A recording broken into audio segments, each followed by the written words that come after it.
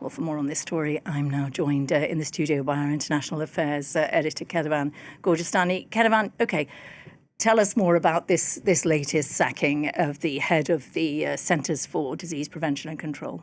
Well, first of all, it has to be said that Susan Monarez was a Trump nominee and Trump appointee. She was acting CDC director since January, and she was sworn in just a month ago. So she's not some sort of anti-Trumper from the get-go. And as you said, this all stems from this showdown, if you will, with the Health and Human Services Secretary, Robert F. Kennedy Jr. He has made sweeping changes to vaccine recommendations from the CDC. He has also, for example, fired all the members of the CDC's vaccine advisory board and replaced them with handpicked members aligned with his sort of anti-vax ideology. So she criticized that, and she refused to resign, and that's why they now have decided to fire her. And she also accused Kennedy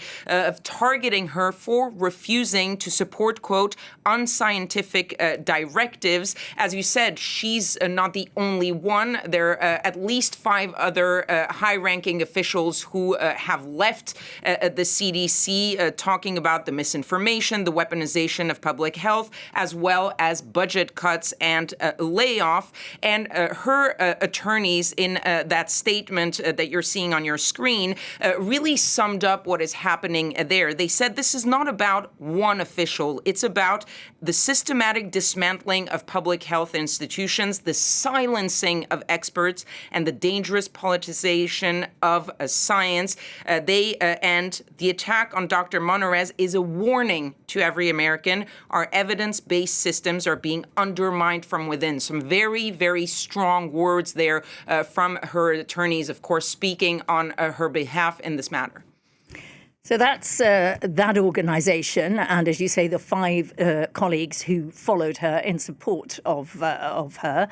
But it's been in many other departments. Many other key figures who have been critical of Donald Trump have been dismissed. Yes. He has tried to. High-ranking officials, lower-ranking employees, and you don't have to go back that far. Just earlier this week, about 20 FEMA, the Federal Emergency Management Agency employees, were put on administrative leave by the administration. This after, on Monday, a letter signed by 180 current and former employees of FEMA signed that letter warning that the recent budget cuts, staff cuts, program cuts were undermining the agency's ability to respond to major disasters. 35 of them, of the 180, signed with their name. Everybody else signed anonymously because they were worried about potential retribution. And employees at other agencies have done the same thing, whether it's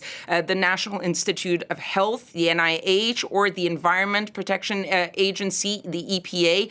They issued similar letters of warning, of criticism, and similarly, there have been dozens of these employees who have been put on a leave by the administration. And it's not just about science. The Trump administration has really been going after officials and employees in other fields. We talked a lot about what was happening at the Federal Reserve, the Trump administration firing the Fed governor recently, but he also threatened many times to fire the chair of the Federal Reserve himself, though he hasn't gone through with that.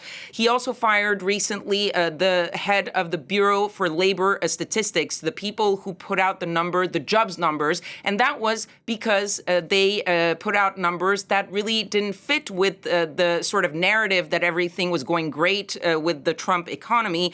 All of these examples that you're seeing is examples of very public sort of politics of retribution that Donald Trump is not hiding. He's been saying it since the campaign and since moving in to the White House that he's going to be going after the people who disagree with him. And it really is having sort of a chilling effect on other people who would possibly want to maybe warn or maybe criticize what the Trump administration is doing.